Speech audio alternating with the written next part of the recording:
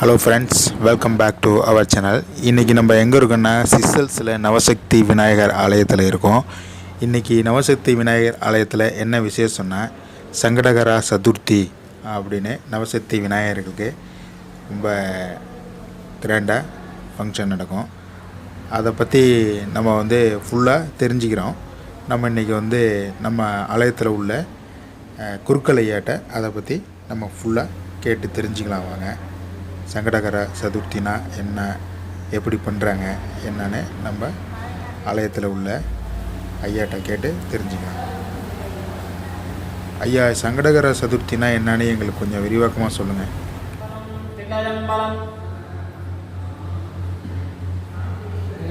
பொன்னான நாள் சங்கடஹர சதுர்த்தி அப்படின்னு பேர். நமக்கும் சங்கடஹர சதுர்த்திக்கும் ஒரு தொடர்பு உண்டு. இந்த சங்கடஹர சதுர்த்தி வாழ்க்கையில் ரொம்ப முக்கியம். ஏன் அப்படின்னா, ஒரு மனிதனுடைய 80 வயது பூர்த்தி ஆகி 81வது வயதில் சதாபிஷேகம் பண்ணிப்போம். அந்த சதாபிஷேகத்தோட வைபவம் என்னன்னா, 1000 பௌர்ணமியை தரிசனம் பண்ணிடுறது. 1000 பௌர்ணமி தரிசனம் பண்ணால் மட்டும் பத்தாது. அதுக்கப்புறம் வரக்கூடிய தேய்பிரை, இந்த சதுர்த்தியோட பிறையை தரிசனம் பண்ணாதான் 1000 பிறை பார்த்ததுக்கு நமக்கு சமானம். அந்த இது பூர்த்தி ஆகிறது தான். அதனால தான் அந்த 80வது சதாபிஷேகத்தில் எல்லா கலசம் வச்சு, எல்லா சுவாமி கலசம் வச்சு அபிஷேகம் பண்ணி, அந்த கலசாபிஷேகம் பண்ணி அவரோட சுவாமி அம்மாவை பாவனை பண்ணி பூஜை பண்ணுறது. அப்பேற்பட்ட மகத்துவமான சங்கடஹர சதுர்த்தி. இந்த சதுர்த்தி வளர்பிறை சதுர்த்தி, தேய்பிறை சதுர்த்தி 2 வரும்.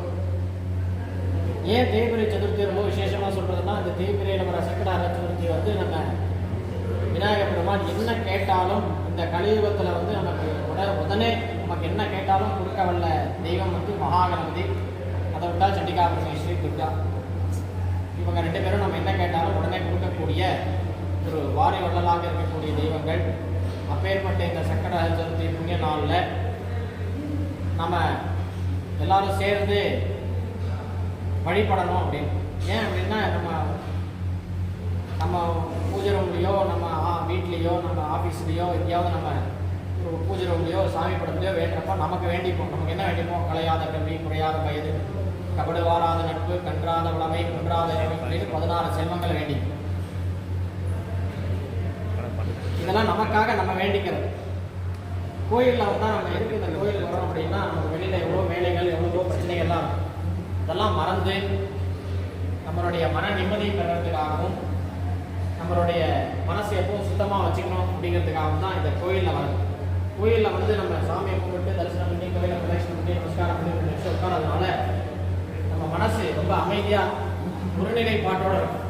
இப்போ நம்ம என்ன பிரார்த்தனை பண்ணாலும் சுவாமிகிட்ட உடனே கிடைக்கும். ஒரு யுகத்தில் ஒரு மாதிரி சொல்லியிருக்கு. கிருத்தயுகத்தில் சுவாமி அப்படின்னு நினச்சா சுவாமி முன்னாடி வந்துடுவார். அது கிருத்தயுகம். அடுத்தது திரேதாயுகம். திரேதாயுகத்தில் சுவாமியை நினச்சி ஜபம் பண்ணி, பூஜையெல்லாம் பண்ணி, ஹோமெல்லாம் பண்ணால் சுவாமி பிரத்யட்சமாக முன்னாடி என்ன வேணும்னு கேட்டுட்டு இருந்தார். அது திரேதாயுகம். அடுத்தது துவாபர யுகம். துவாபர யுகம் தான் நமக்கு ரொம்ப முக்கியமான யுகம். ஏன்னா அந்த துவாபர யுகத்தில் தான் ராமாயணம், மகாபாரதம் போன்ற முக்கியமான அம்சங்கள் நடைபெற்ற யுகம் துவாபர யுகம். துவாபர யுகத்துக்கு என்ன விசேஷம்னா, துவாபர யுகத்தில் சுவாமி பிரத்யட்சமாக மனித ரூபமாகவே வாழ்ந்த யுகம் துவாபர யுகம். கிருஷ்ண பரமாத்மா பாண்டவர்களுடைய பஞ்ச பாண்டவர்களோட பிரத்யட்சமாக இருந்து யுத்தம் பண்ணி, கௌரவர்கள் என்ன கேட்பாங்கன்னா, எனக்கு ஆயுதம் இல்லாத கிருஷ்ணனா வேணும் அப்படின்னு கேட்டுருவார். ததாசு அப்படின்னு சொல்லிடுறாரு கிருஷ்ண பரமாத்மா. கிருஷ்ண பரமாத்மாவுக்கு எப்பவுமே அவர் தர்மத்தின்படி நடக்கக்கூடிய ஒரு மிகப்பெரிய தெய்வம். தர்மத்துக்கு எது துணை இருக்கோ அதுக்கு மட்டும் தான் அவர் சப்போர்ட் பண்ணுவார். அப்படி பாண்டவர்கள் எல்லாரும் சேர்ந்து ஒன்றா இருந்து ராமேஸ்வரத்தில் அந்த ராமநாத சுவாமியை வழிபட்டு அதுக்கப்புறம் தான் போருக்கு போனதாக ஒரு ஐதீகம் இருக்குது. அது மட்டும் இல்லை, ராமாயணத்தில் கூட அந்த ராமர், லக்ஷ்மணர், பரதர், சத்ருக்னன்னு சொல்லக்கூடிய 4 பேரும் அந்த ராமநாத சுவாமியை பூஜை பண்ணியிருக்காங்க. அதுக்கப்புறம் தான் போய் ராவண வதம் பண்ணியிருக்காங்க. 12 ஜோதிர்லிங்கம் இருக்குது. அதில் ஒரு ஜோதிர்லிங்கம் ராமேஸ்வரம், நம்ம சவுத்தில் அது ஒன்று தான் இருக்குது, செல்ல நாளத்தில் இருக்குது. எதுக்கு சொல்ல வரேன்னா, எப்போவுமே நம்மளுடைய பிரார்த்தனைகள் சேர்ந்து இருக்கணும். ஒருத்தர் பிரார்த்தனை, ஒரு வீட்டில் கிளைம் பண்ணுறோம், ஒரு ஆஃபீஸ் கிளைம் பண்ணுறோம்னா ஒருத்தராக கிளைம் பண்ணால் பத்தாது. ஒரு 2 பேர் 3 பேர் சேர்ந்து கிளைம் பண்ணால் சீக்கிரம் அந்த வேலையாகிடும். அதனால தான் சேர்ந்து செய்யணும் அப்படின்னு பேர். இந்த கும்பாபிஷேகத்தில் சொல்கிறப்ப சொல்லுவாங்க பூரகம், ரேச்சகம், கும்பகம் அப்படின்னு பேர். பூரகம்னா இழுக்கிறது, ரேச்சகம்னா விடுறது, கும்பகம்னா நிலை நிறுத்துதல். ஒரு இடத்துல ஒரு சக்தியை வந்து நம்ம நிலை நிறுத்துறதுக்கு பேர் தான் கும்பகம்னு பேர். அப்படி நாம் ஒரு சக்தியை ஒரு இடத்துல நிப்பாட்டி சேர்ந்து வழிபடுறதுனால நம்ம என்னெல்லாம் பிரார்த்தனை பண்ணுறோமோ அதெல்லாம் அதிசீக்கிரத்தில் நம்ம நடைபெறும். அதனால பக்த கோடிகள் அனைவரும் ஒரு நிமிடம் கண்ணை மூடி எல்லாரும் சேர்ந்து இந்த உலகம் நன்மை பெற வேண்டும், எல்லாரும் சௌக்கியமாக இருக்கணும் அப்படின்னு வேண்டிங்க. அது மட்டும் இல்லை, இன்னொரு முக்கியமான தாழ்மையான வேண்டுகோள் ஒன்று இருக்கு. அது என்னன்னா, நம்மளுடைய இந்த செஷல்ஸ் நாட்டில் நம்ம ஒரு புனிதமான இடத்துல இருக்கோம். ஏன் அப்படின்னா, இந்த செஷல்ஸில் இந்த ஒரு கோயில், இந்த இந்து கோயிலானது, இந்த நவசக்தி விநாயகர் ஆலயமானது எழுந்தருளை பெற்று 40 வருடம் ஆகிறது. ஒரு இடத்துல நம்ம வீடு கட்டுறோம்னா, ஒரு கல்யாணம் பண்ணுறோம், வீடு கட்டுறோம்னாலே ரொம்ப கஷ்டம், ரொம்ப சிரமம். அதுவும் இல்லாமல் வேற ஒரு நாட்டில் வந்து இருந்து இவ்வளோ தூரம் இந்த கோயிலை கட்டி கும்பாபிஷேகம் செய்து 40 வருட காலமாக அதை தொடர்ந்து நடத்தி வருகிறார்கள். அது சாதாரண விஷயம் அல்ல. அதனால் எல்லாரும் சேர்ந்து இந்த நவசக்தி விநாயகருக்கு கூடிய சீக்கிரத்தில் அதிவிரைவில் பின்னாடி நம்மளுடைய கோயில் இடத்துல கட்டிடமானது எழுப்பப்பட்டு இந்த ராஜகோபுரத்திற்கு நவசக்தி விநாயகருக்கு மந்திர பூர்வகமாக செய்வாகம முறைப்படி அதிசீக்கிரத்தில் கும்பாபிஷேகம் நடைபெறணும் அப்படின்னு எல்லாரும் சேர்ந்து, இங்கே மட்டும் இல்லை, உங்கள் வீட்டில் கூட நீங்கள் பூஜை பண்ணுறப்போ உங்கள் ஆஃபீஸில் கூட டெய்லி ஒரு தடவை நம்ம நவசக்தி விநாயகருக்காக, நமக்காக சுவாமி எவ்வளோ செஞ்சுருக்கார், அவர் செஞ்சதில் நம்ம அவர் திரும்ப ஒரு % கூட நம்ம செய்ய முடியாது. நாம் திரும்ப சாமிக்கு என்ன செய்யணும்னா, இந்த மாதிரி ஒரு கும்பாபிஷேகம் நல்லபடியாக நல்லா அதி விமரிசையாக நடக்கணும், அதை நாம் கண்கூடி பார்க்கணும். இப்படி நம்ம எல்லாரும் சேர்ந்து இந்த நவசக்தி விநாயகருக்கு சீக்கிரமாக கும்பாபிஷேகம் நடைபெறணும் அப்படின்னு வேண்டி விரும்பி கேட்டுக்கொள்கிறேன். எல்லாரும் சேர்ந்து நான் சொல்றது திரும்ப சொல்லுவேன். ஓம் வக்கரதுண்ட மகாகாய சூரியகோட்டி சமப்பிரபா நிர்விக்ரம் குருமே தேவா சர்வ காரியேஷு சர்வதா சர்வதேவ அக்ரஜ சிரேஷ்ட விக்னேஷ கணநாயக त्वा उपास्य च यत्कर्म तत्कर्म सफलं कुरु आकुवाहन देवेश वल्लभादि पते प्रभो मया आरब्धम् इदं कार्यं निर्विघ्नाय प्रसीद मे महागणपतये नमो नमः तन्महेशाय विद्महे वाग्विशुद्धाय धीमहि तन्नो शिव प्रचोदयात्